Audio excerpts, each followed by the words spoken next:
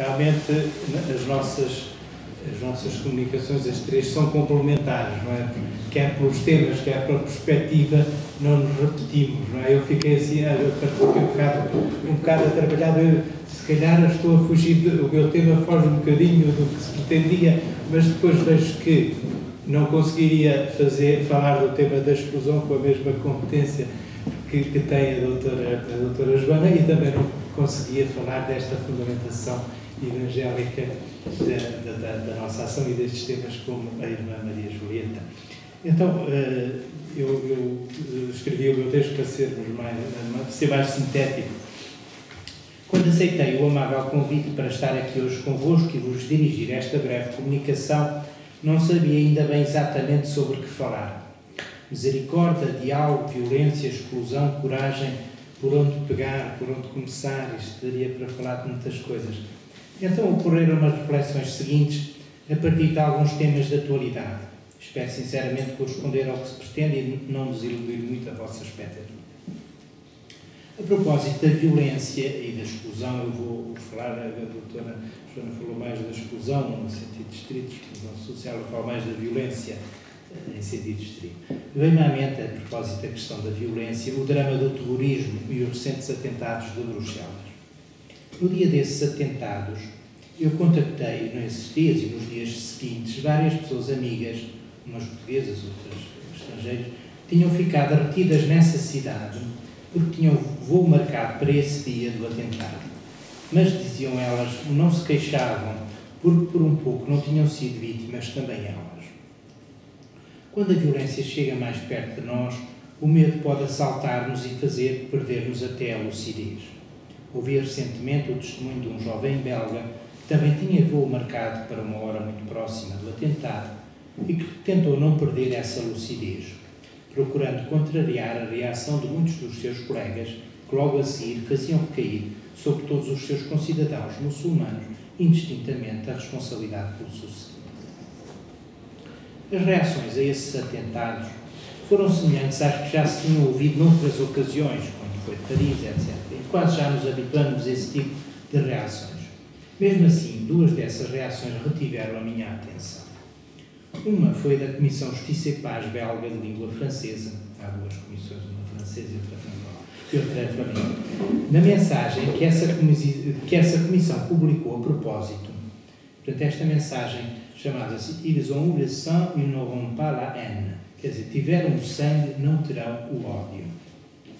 Dizia esta mensagem, em síntese, o seguinte: com estes atentados numa cidade cosmopolita como Bruxelas, os seus autores quiseram dizer que é impossível a convivência harmoniosa e pacífica entre pessoas de diferentes culturas e credos. Isto quiseram dizer os autores dos atentados. Nós não podemos contribuir para o sucesso do terrorismo, dando razão a essa ideia.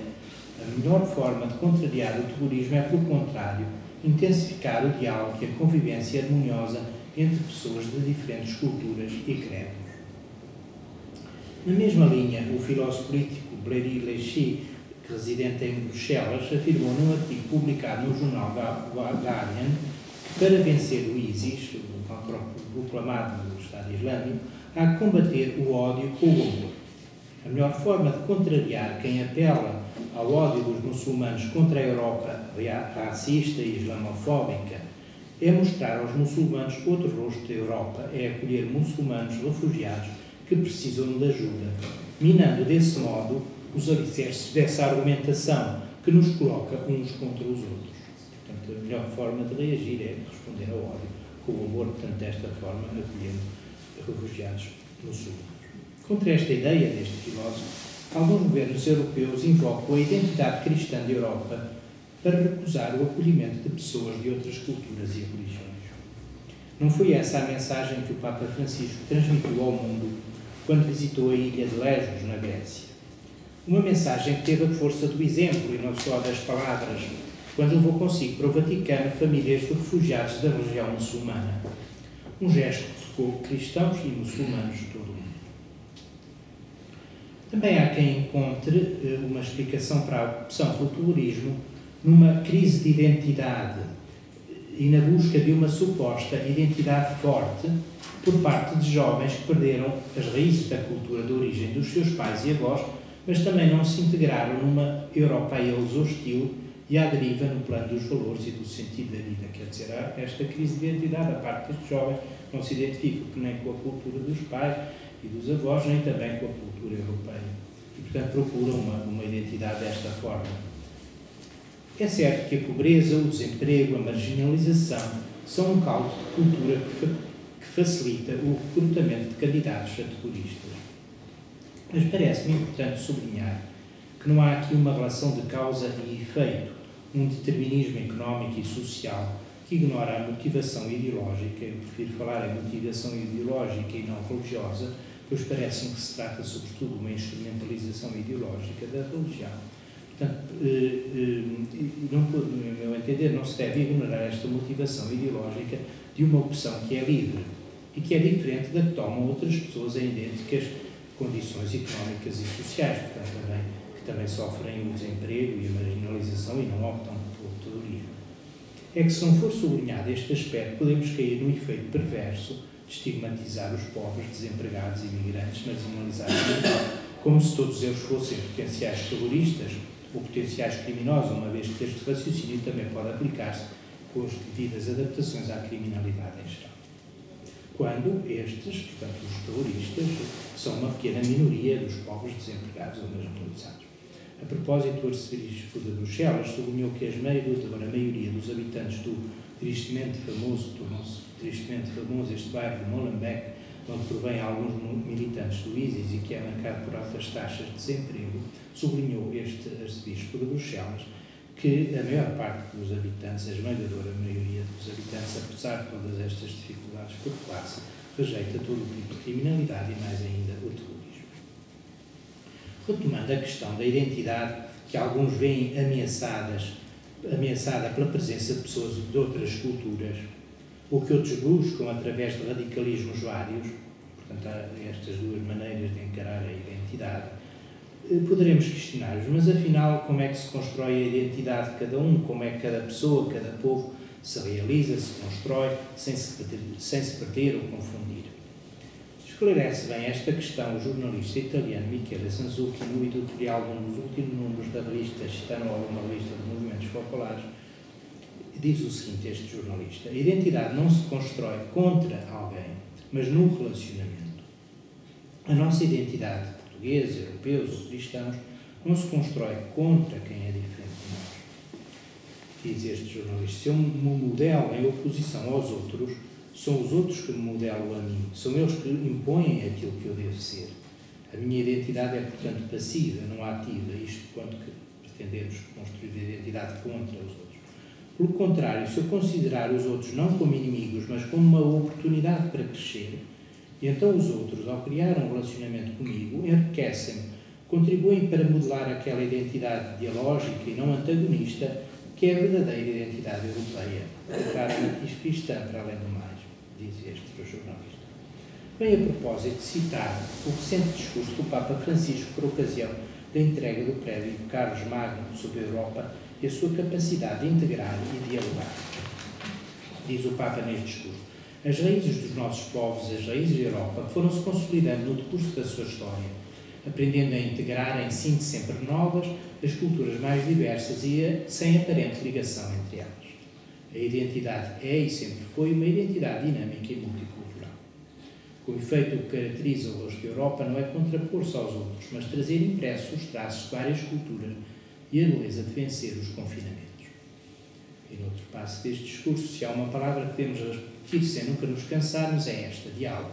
Somos convidados a promover uma cultura do diálogo, procurando por todos os meios abrir instâncias para o tornar possível e permitir-nos construir o tecido social. A cultura do diálogo implica uma autêntica aprendizagem, uma ascese que nos ajuda a conhecer o outro como um interlocutor válido, que nos permita ver o forasteiro, o migrante, a pessoa que pertence a outra cultura, como sujeito a ser ouvido, considerado e apreciado. A paz será duradoura na medida em que armarmos os nossos filhos com as armas do diálogo e lhes ensinarmos a boa batalha do encontro e da negociação. Desta forma poderemos deixar-lhes em herança uma cultura que saiba delinear estratégias não de morte, mas de vida, não de exclusão, mas de integração. Perante este discurso do Papa Francisco, perante a afirmação da identidade europeia como dinâmica e multicultural e o apelo vibrante à capacidade de integrar e dialogar, houve quem, em Itália, considerasse este discurso, uns para o aplaudir, outros para o criticar, como um virar de página em relação aos magistérios dos papas precedentes, São João Paulo II e Pedro XVI, que tanto sublinharam a importância das raízes cristãs na cultura europeia e lamentaram a ausência da menção a essas raízes no Tratado Constitucional Europeu. Na verdade, neste discurso, o Papa Francisco muito poucas referências faz às raízes cristãs da Europa. Mas não parece que tal significa alguma ruptura com o magistério dos seus antecessores. Desde logo porque ele próprio também já sublinhou a importância dessas raízes nos históricos discursos de Estrasburgo, ao Parlamento Europeu e à Assembleia Parlamentar do Conselho de Europa. A minha interpretação deste facto é assim: eu, quando escrevi isto, ainda não sabia a entrevista que o Papa deu e foi publicada anteontem ao jornal francês La Croix. E, portanto, que veio precisamente explicar um pouco melhor isto que eu agora vou dizer. Mas depois já vos vou referir esta entrevista e o que o Papa diz aí sobre a Europa e as raízes cristãs da Europa. Compreende-se que, num contexto em que a identidade cristã europeia, e, portanto, a explicação que eu dou para o facto de o Papa não ter dado este relevo à questão das raízes cristãs como estaria à espera, ou como foi feito noutras ocasiões. Compreende-se que, num contexto em que a identidade cristã europeia é invocada até por alguns governos da Europa Central e Oriental para rejeitar o acolhimento a refugiados de religião muçulmana, o Papa tenha considerado mais oportuno salientar antes a abertura ao diálogo como marca da identidade cultural europeia. Não estamos, no entanto, perante duas realidades antagónicas. Ser fiel às raízes cristãs da cultura europeia não significa rejeitar o acolhimento de pessoas de outras religiões ou a abertura ao diálogo com pessoas de outras religiões.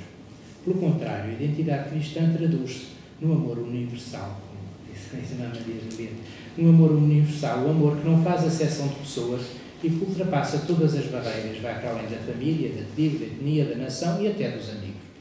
Está aqui a novidade do cristianismo, novidade de ontem, na antiguidade, e novidade hoje. A melhor forma de afirmar a nossa identidade cristã é dar testemunho do Evangelho. Pelas obras que mostrarei a minha fé, diz a Carta de Santiago. O cristianismo não pode reduzir-se a uma marca identitária puramente externa, igrejas e crucifixos, a ilustrar a paisagem. Desprovida da sua substância mais profunda, seria reduzir as igrejas a museus, vazios de pessoas e de fé, pedras mortas e não pedras vivas. Por outro lado, o diálogo não se confunde com o relativismo. Quem tem convicções firmes e autênticas quer partilhá-las sem as impor e não receia perdê-las pelo simples confronto com o diferente. Aceita até aprender com o outro, porque está sempre em busca de uma verdade que o ultrapassa e que não possui. Muito fracas seriam essas convicções se devessem ser impostas pela força e sem abertura ao diálogo. Muito fracas são, ao contrário do que pode parecer à primeira vista, as convicções dos fundamentalistas. Não me canso de citar, a propósito desta questão, a Declaração do Concílio Vaticano II sobre a liberdade religiosa, Dignitatis Humanae. Cito: a verdade não se impõe de outro modo, senão pela sua própria força, que penetra nos espíritos de modo ao mesmo tempo suave e forte. É verdade que a cultura europeia foi se forjando com muitos e variados contributos e por isso o Papa Francisco aludiu no discurso a que acima me referi ao multiculturalismo da Europa. Mas não me parece que deva interpretar-se esta alusão como se as raízes cristãs da cultura europeia fossem apenas um de muitos e equiparáveis contributos para tal cultura. A presença muçulmana na Europa ao longo de vários séculos é um desses contributos. Recordo a minha impressão da cidade de Sarajevo. Fui lá uma vez numa reunião das Comissões de Justiça e Paz Europeias e aí, enquanto noutras cidades europeias esta tal paisagem que me referi, essa que composta por igrejas e catedrais, aí estão ao lado igrejas e mesquitas, não é? Percebe? Por um lado estamos na Áustria com igrejas católicas, por outro lado há igrejas ortodoxas e por outro lado há mesquitas, como se estivéssemos na Turquia. Mas, portanto, há esta presença. Mas o que faz da Europa a pátria dos direitos humanos, foi assim que o Papa Francisca definiu no seu também recente discurso de Lesbos, dizendo que todos os que aqui põem os pés deveriam experimentar isso, deveriam experimentar a Europa como pátria dos direitos humanos. O que faz da Europa esta pátria dos direitos humanos, em meu entender, são as suas raízes cristãs. Do mesmo modo que é o princípio evangélico do dai a César o que é de César e a Deus o que é de Deus, que está na raiz da separação entre a lei civil e religiosa que caracteriza as ordens jurídicas europeias. Uma separação até agora de difícil, alguns dirão impossível, de difícil implementação nos países de tradição islâmica. Todos que criticaram este discurso, a que há pouco me referi, o discurso do Papa, pela sua alusão ao multiculturalismo da Europa, evocaram o facto desta se ter construído precisamente através da contraposição com o mundo muçulmano. E evocaram a reconquista cristã da Península Ibérica, as batalhas de Lepanto, de Viena, Moac, batalhas entre cristãos e muçulmanos. Este é um facto inegável, e não há que lamentar que o desfecho dessas batalhas tenha sido favorável aos cristãos, o que seria se nos víssemos hoje confrontados com os problemas como se confrontam hoje as sociedades de tradição islâmica. Mas, retomando, portanto, este é um facto, não é, que houve esta contraposição, mas retomando a ideia a que acima referi do jornalista Michele Zanzutti, hoje o desafio é outro, e é a enfrentar esse desafio que nos convida o Papa Francisco, com os seus discursos e os seus gestos. Passar da tal identidade que se constrói contra, e que também marcou a nossa história, a história europeia, à identidade que se constrói no relacionamento. Enfim, uma Europa fiel às suas raízes cristãs é uma Europa que acolhe e não exclui os não cristãos. Já depois de ter esgotado estes meus textos, ontem mesmo li um resumo da entrevista do Papa Francisco ao jornal francês La Croix, a tal entrevista que torna desatualizado um pouco daquilo que eu disse. Mas vem nesta linha também. Portanto, nesta entrevista, o Papa aborda a questão das raízes cristãs da Europa, foi interpelado precisamente por causa disso. Então, afinal, este discurso fala da identidade multicultural da Europa. E o Papa, nesta resposta, reconhece essas raízes, mas diz que receia o tom triunfalista e vingativo com que, por vezes, elas se acentuam. Pelo contrário, o tom com que o Papa São João Paulo II falava das raízes cristãs da Europa era um tom tranquilo. E acrescenta, o dever do cristianismo para com a Europa é o serviço. E fala também até do lavar os pés. Já o disse, não temos que temer o diálogo com pessoas de outras culturas e religiões. E podemos até aprender com essas pessoas. Elas podem ajudar-nos a aproximar-nos da verdade e até a descobrir novas facetas da nossa religião. Conto-vos um episódio a que assisti há poucos dias e que a mim reforçou essa ideia. No encontro de jovens, jovens cristãos, uma jovem apresentou o seu testemunho. Depois de uma visita inicial, depois de ter visitado a mesquita, ficou impressionada pelo fervor das pessoas que aí rezavam e sentiu-se impelida a intensificar ela própria a sua oração como cristã. E logo de seguida, neste encontro, estava presente uma religiosa que deu a conhecer o exemplo do fundador da sua congregação, Charles de Foucault, que reencontrou a sua fé cristã depois de testemunhar o fervor na oração e o sentido da hospitalidade dos muçulmanos que conheceu. Não temos, pois, que temer o diálogo. Com estas reflexões, penso não ter afastado do tema destas conferências a misericórdia e o diálogo como antídotos à violência e à exclusão. O diálogo e a misericórdia que representam a atitude mais corajosa, mais do que o fechamento, a exclusão e até a violência. Obrigado por passar.